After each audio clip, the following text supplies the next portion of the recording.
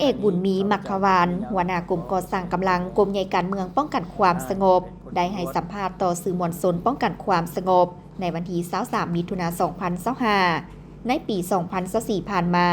การค้นคว้าคัดเลือกเอานายและพลตำรวจไปยกระดับอยู่ภายในและต่างประเทศแม้นได้มีนิติกรรมว่าด้วยมาตรฐานเงื่อนไข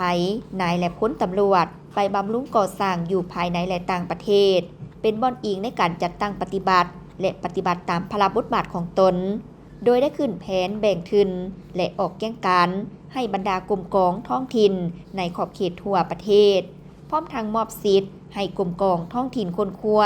คัดเลือกบุคลากรในความรับผิดชอบของตน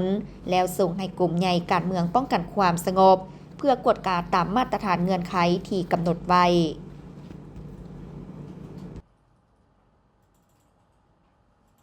การคัดเลือกเอานายหรือพลตำรวจเพื่อส่งไปยกระดับโดยเฉพาะแมนไปศึกษาอยู่ต่างประเทศในระยะผ่านมาในการปฏิบัติระเบียบหลักการและวิธีการขั้นตอนมาตรฐานเงื่อนไขอันนี้ก็คือว่าผ่านมาแล้วเนาะถือว่าอยู่ในมาตรฐานเงื่อนไขที่พวกเราจะคัดเลือกเอาพนักงานไปเรียนหรือว่านักศึกษาไปเรียนอยู่ต่างประเทศนั้นโดยเฉพาะในปัจจุบันปฏิบัติตามแผนสัญญาร่วมมือของ2พรรค2หลัก2กระทรวง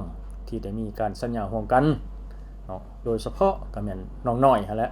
110คนเนาะไปเรียนวัฒนธรรมแล้ว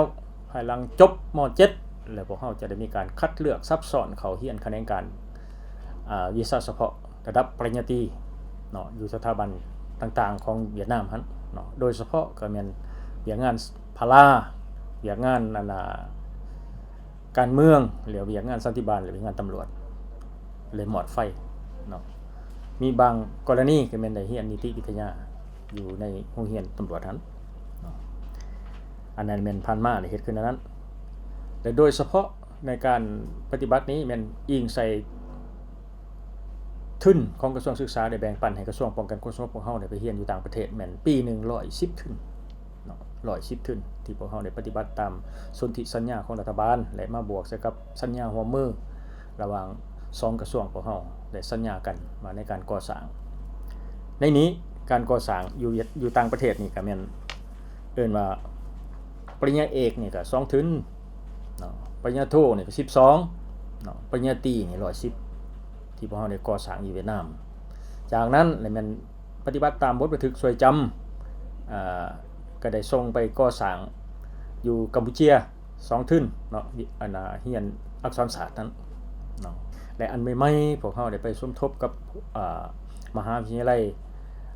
เศรษฐกิจการเงินอยู่แขวงยูนนานเนาะได้สัญญาเอาลูกหลานของนายและพลตำรวจอยู่ในกระทรวงป้องกันความสงบของเฮานี่ไปเรียนต่อปริญญาตรีได้จำนวน10ทุนเนาะในปัจจุบันนี้กำลังกะเกียมที่จะได้ไปสัญญาร่วมมือกับอู่ฮั่นอีกเนาะมหาวิทยาลัยอู่ฮั่นทุนก่อสร้างปริญญาโท5ทุนเนาะถือว่ากำลังกะเกียมคาดว่าในเดือน10ถ่ายเดือน10หรือเดือน11พวกเราจะได้รับต้อนคณะผู้แทนของทางมหาวิทยาลัยเศรษฐกิจการเงินนั้นเพิ่นจะมาพบปะแลกเปลี่ยนบทเรียนและพวกเราก็จะได้เกียมเนื้อในการพบปะได้เปลี่ยนบทเรียนนำเพิ่นอีกเนาะนอกจากนั้นแล้วพวกเราก็จะได้เกียมแผนสัญญาร่วมมือระหว่างกระทรวงป้องกันความสงบเฮากับกระทรวงป้องกันความสงบเวียดนามหั่นเนาะในการก่อสร้างกำลังในปี2026ที่จะมาถึงนี้เนาะอันนี้พวกเราก็จะได้มีการกะเกียมต่อกับปัญหาการก่อสร้างกำลังของพวกเราหั่นในนี้ในช่วงระยะนี้เป็นช่วงระยะที่พวกเขาจะได้รับเอานายหรือพลตำรวจที่จะเข้ามาศึกษาค้นคว้าอยู่บรรดาสถาบันการศึกษาของวิทยาคารป้องกันความสงบของเฮานี้เนาะ3วิทยาคารและก็4วิทยาลัยเนาะในปัจจุบันนี้และเรียกร้องมายังพ่อแม่ประชาชนชาวค้าขายทหารตำรวจพ่อค้าชาวขายเนี่ยทุกคนเนาะให้มีสติระวังตัวในการอยากให้ลูกเต่าลูกหลานพวกเขาไปหำไปเหียนอย่าหันไปตกเขาในกลอุบายเล่ห์เหลี่ยมของพวกกลุ่มคนบ่ดีที่จะช่วยใส่เอาผลประโยชน์ส่วนตัวหันตัวหยั่วหลอกลวงเอาลูกหลานพ่อแม่ประชาชนมาฝากคำฝากเหียนอันนี้ขอทนานนำเนาะให้ทุกคนมีสติระวังตัวในช่วงในยามนี้มันจะเกิดมีกระบวนการวิ่งเต้นแล่นเอาลูกเอาหลานมาหำมาเหียนเพราะว่าอยู่ใน ระเบียบของแต่เฮานี่ถือว่าผิดนั่นแหละอยู่ในข้อห้ามของกระทรวงเนาะวิ่งเต้นสองเนาะแล่นผลประโยชน์หรือว่าเป็นพนักงานไปช่วยใส่หน้าที่แสวงหาผลประโยชน์ให้แก่ตัวเองอันนี้ก็ให้มีสติระวังตัวเนาะเพื่อไปตัวเหยาะหลอกลวงเอาลูกเอาหลานพวกเฮาไปทำไปเฮียนบ่หรือว่ามาเข้ากับหลอกกำลังอย่างต่างๆผ่านมามันเคยมีพวกเฮาก็เคยได้สมทบกับบรรดาอำนาจการปกครองเจ้าหน้าที่อยู่ท้องถิ่นสกัดจับเนาะมาดำเนินคดีตามระเบียบการผ่านมามันเคยมี